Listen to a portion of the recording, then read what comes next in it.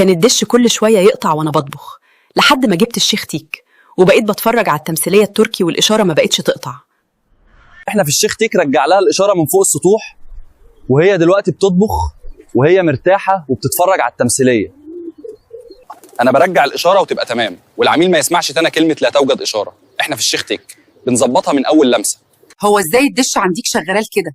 انا عندي بقاله يومين بيقول لا توجد اشاره. جبت الشيخ تك ومن يومها والإشارة ماشية زي الفل.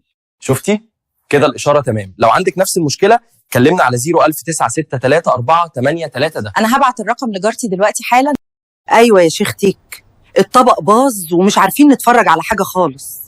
انا مش فاهم ليه كل ما اظبط الطبق القنوات تختفي؟ علشان دي مش شغلتك يا هندسه.